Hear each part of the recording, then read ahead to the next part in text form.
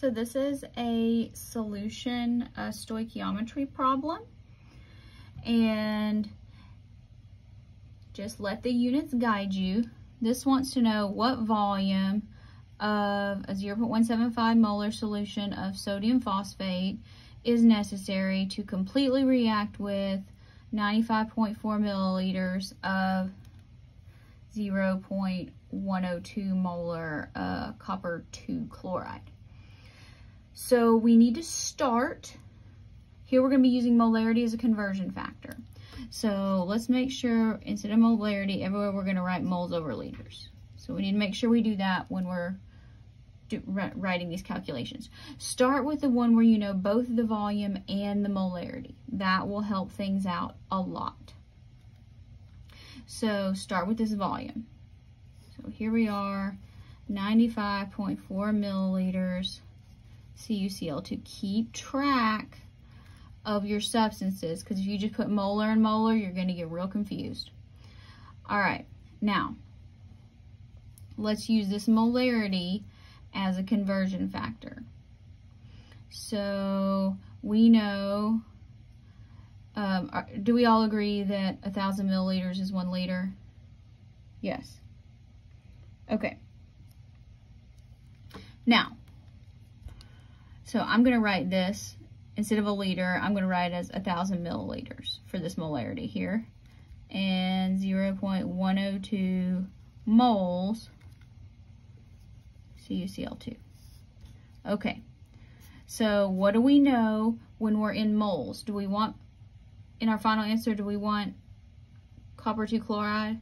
No, we want sodium phosphate. So how do we change substances?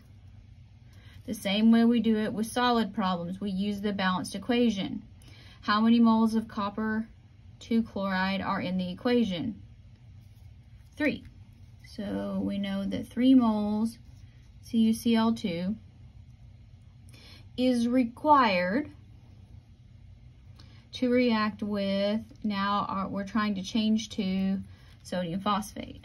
2 moles Na2PO4. Don't be going to grams here. It is not necessary. Okay, now we want volume of this. Do we know how to go from moles to volume? We do, because we know what molarity is. So again, the number goes with moles, okay? So 0.175 moles Na3PO4 is in every, and I'm just going to call this 1,000 milliliters again. So there we go, milliliters Na3PO4. That way you know for sure what substance it is. Go, oh look, Dr. B, the thousands cancel out. They do. So that helps. All right. Or, you know, you could do these thousands as a separate line. Okay, so 95.4 times 0.102 times 2 divided by 3 divided by 0.175. So I got 37.1 milliliters of Na3PO4. That's it. See, it's not so bad. It's not so bad.